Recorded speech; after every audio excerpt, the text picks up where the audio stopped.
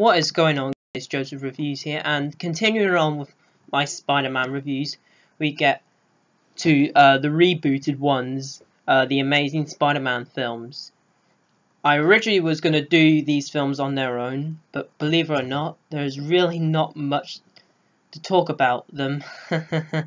So I thought, why not put both of these into one review, The Amazing Spider-Man 1 and The Amazing Spider-Man 2 in one review, because there's not much to talk about them, and I don't have much time for my reviews, plus I have to get onto my Batman series.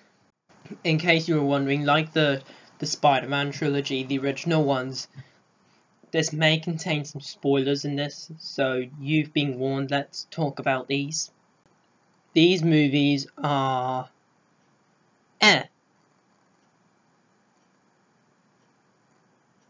Now I know some people like these films, but somehow I don't. Now look guys, I respect everyone's opinion, but for me these films are just not really good. Oh my god, where the hell do I begin with these movies? The first one, back in 2011, I looked at the costume for Spider-Man. I was amazed by the costume look. But then I saw the trailers and it looked pretty good. But after seeing the movie, well, both of these movies, I was extremely disappointed.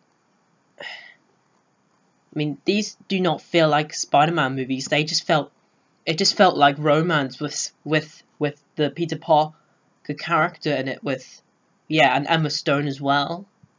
Now look, let's get to the villains. Lizard and Electro, whoever that guy is. Oh my god, these villains were terrible. Yeah, their costume is just absolutely horrendous. What the fuck were they thinking? I mean, what the fuck was with that?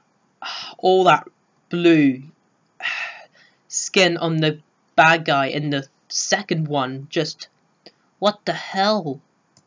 Now, my first viewing with these movies, the first one, The Amazing Spider-Man, I thought it was pretty good, but, I prefer the original ones much better. Yes, I said it, even the third one. Yeah, well, it just really is not that great of a movie. Neither is the second one. I mean, the visual effects are just bad.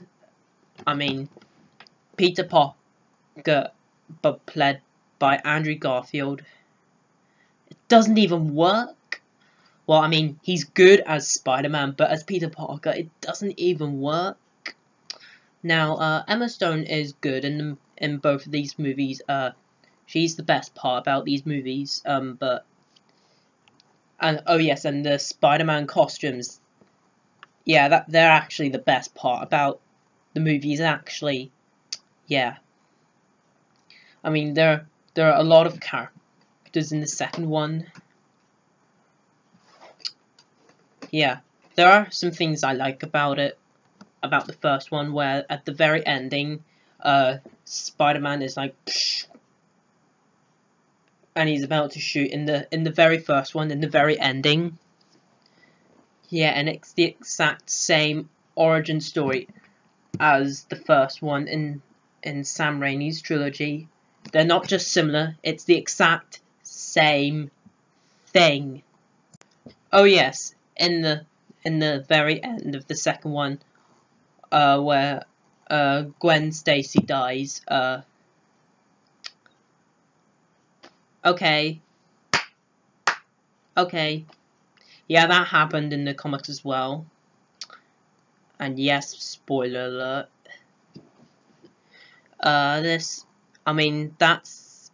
The film it didn't feel like a Spider-Man movie, it just felt like romance. A bit of romance with Spider-Man in it, I guess. Now, I will not lie, guys, both of these movies do have some good things about them.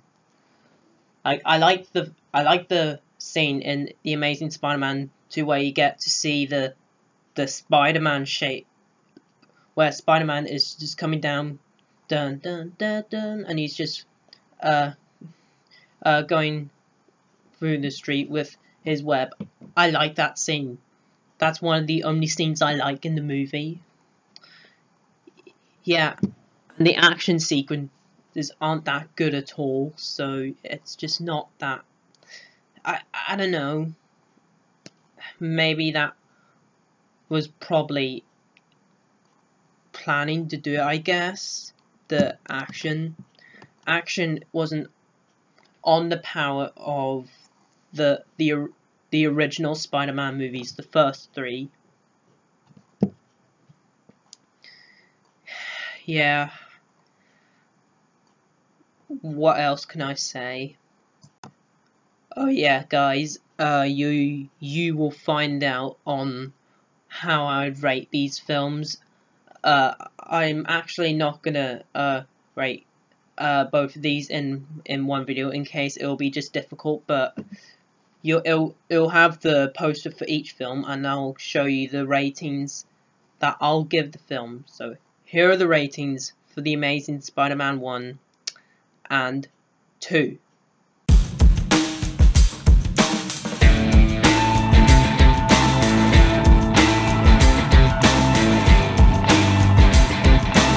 Those were my ratings on the Amazing Spider-Man movies, both of them. I'm actually not going to do a ranking of the Spider-Man movies because I have a top favorite superhero films coming out once at the very end of this year, whenever all the superhero movies have been released. And plus, I will also do a ranking video on every superhero movie that I've seen. And I'll even do my favourite films of this year at the very end that I've seen. So yeah, stay tuned for my beginning of me reviewing the Dark Knight trilogy. I'm not going to be reviewing any of the old Batman movies. I'll give my quick thoughts on them whenever I review Batman Begins, but not now. But thanks for watching my Spider-Man series. It's over now. So look forward to my Batman series, to the Dark Knight trilogy. Batman Begins, The Dark Knight Rises, leading up to Batman v Superman. So yeah.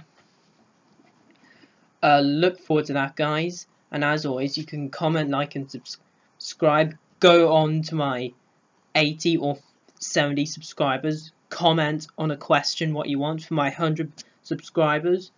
We're getting there, guys. We're getting there. As always, I'll see you all next time. And peace.